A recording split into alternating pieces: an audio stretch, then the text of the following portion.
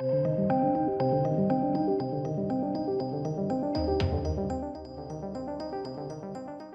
this has kind of shocked me a little bit, to be honest, and you'll see why un momento. The Dave Chappelle show has been cancelled by Minneapolis's First Avenue hours before it started because of a tiny petition, and that's why I'm surprised. The petition is absolutely minuscule, and the statement that they gave was, "Well, we believe in diverse voices and the freedom of artistic expression." So what? All right then. So let's take a look at this. Again, really quite shocking, to be honest.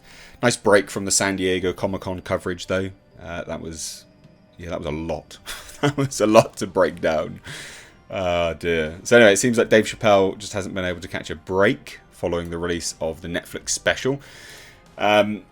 And it wasn't even bad, but there's just been so much turbulent nonsense thrown around as a result of it. But it wasn't bad. The stuff that he said wasn't bad at all. Now, there was a whole bunch, of accusations that the comedian was attacking the trans community with his comedy routines, even though he stipulated no, that's not the case, at all. This is due to this. I have trans friends, etc., etc. And then he was even attacked on stage. I mean, it's just madness. So the latest bit of controversy surrounding Dave Chappelle involves a performance venue cancelling Chappelle's stand-up show just hours before the event started. Now, I think what's annoying about this is that it was so tiny. 128 people signed a petition. Obviously, they sold tickets. It was gonna perform. He was gonna perform. So what happens to all of them? I guess sod the people that wanted to see it. The people that didn't want to didn't buy tickets, so it doesn't matter, does it? It's only 128 people. Oh my god, it's so insane. So First Avenue in Minneapolis reconsidered having the comedian perform at their venue. The petition begged First Avenue to prevent the comedian from performing, claiming, and I quote, "Dave Chappelle has a record of being dangerous to trans people, and First Avenue has a duty to protect the community." Well, I mean, firstly, no, they don't.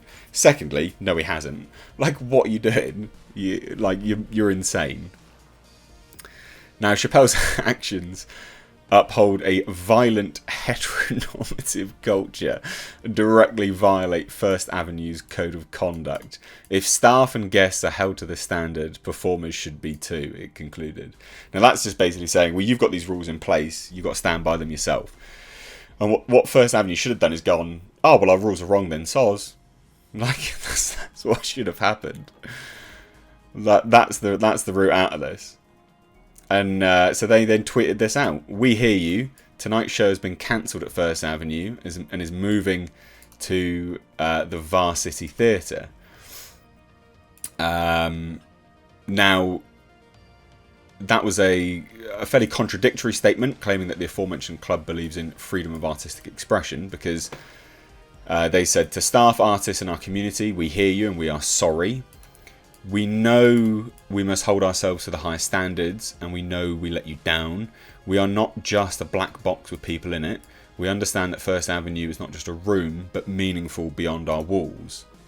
All right then. And this is what they say. "The First Avenue team and you have worked hard to make our venues the safest spaces in the country, and we will continue with that mission. Just not safe for Dave Chappelle, I guess. We believe in diverse voices and the freedom of artistic expression, but in honouring that, we lost sight of the impact this would have.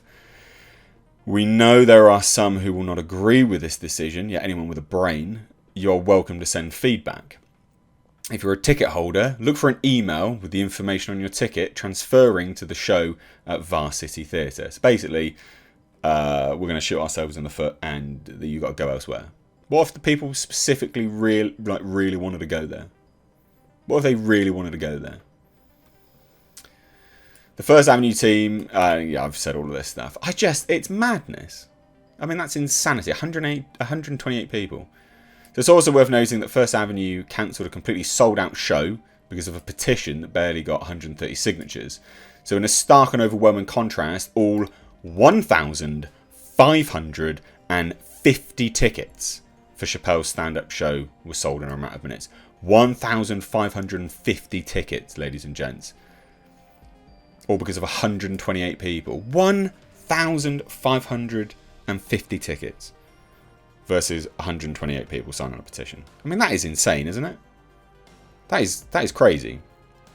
There are a small handful of woke social justice warriors, I'm just reading the article, who actually supported First Avenue's decision to cancel the comedian's stand-up routine because it could potentially hurt someone's fragile feelings. And these are the responses. You know, thank you for recognising how harmful this booking was. Yes, ladies and gents, so harmful. I hope you'll try to repair some of the damage that was done. What damage? What? And try to rebuild trust with the trans community and allies. What are you on about? You don't exactly deserve a ton of praise for getting yourselves into this position to begin with, but good. I mean, again, why would you even do that? This is the Vulture contributor, Noah Jacobs. Why would you even kowtow to 128 people when they don't care anyway? It's so weird. And then a photographer and journalist, Scott Hines, says thank you for making the right call on this one. Shut up. And then I mean, it's crazy. Jacob Hatton took the piss out of him. Says, imagine turning away the greatest stand-up comic in history because people who didn't buy tickets to a show were upset. Exactly. Who cares? They didn't buy tickets. That's how it works. And then Rita Panahi said, pathetic, which it is. It is utterly pathetic. This is ridiculous. I hope you realise you are now setting a new standard, precedent. How many artists have performed at First Avenue that have been offensive towards other groups of people, like women, for example? You basically just cancelled half of Rhymesayer's group.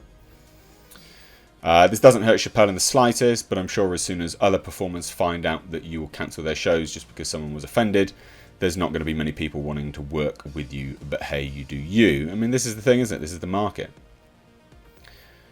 Maybe you need a staff that supports free artistic expression and doesn't want to act as a censor, because guess what? The venue moved. The ticket buyers will see Chappelle, that venue will get the money your venue should have gotten, and Chappelle will likely roast you. And it's not just that, like it's the drinks, it's the food. They would have made a lot of money.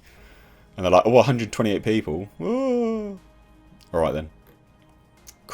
Actually crazy. And then filmmaker Hayden Hewitt said, quoted the "We believe in diverse voices, but prefer obedient people. You know Chappelle isn't a bigot, but you know you want to appear virtuous. Comedy was never meant to be safe. You've really effed up," which is true. Yeah, I mean, there's not much else really to go into here. It's just the insanity. We believe in diverse voices, except the voices you don't agree with, which is true. You can't disagree with any of these things. You know, like, you know, I always say this, and I stand by it, like, anything can be funny. Anything has the potential to be funny. You know, and then people go, well, this isn't funny. And I'm like, yeah, it is. Here's an example of it. Like, everything can be funny. Literally, absolutely everything. No one is above, like, who's the arbiter of what can be made a joke out of, you know? I just don't understand. It doesn't matter that people were offended. That is half the point of comedy. You hang a lantern on society and make it look at itself through a comedic lens. Anyway, let me know your thoughts. Also, ladies and gentlemen, consider checking out my Teespring store. Supporting the channel via this way does go a long way. But also, not only that, you do get to wear some awesome merch. These are one-of-a-kind designs designed for me by my graphic designer. We, of course, have our Clown World line, which is in mugs, hoodies, t-shirts. We've got Space Jeebus. And then for something a little bit different, we, of course, have right down at the bottom right here, we have our Pulsar GTIR. Also, ladies and gentlemen, consider checking out and supporting my second channel, which is Car Nonsense. This is a vlog and car channel. You can find links to this in the description box, along with my Teespring. Please do consider supporting.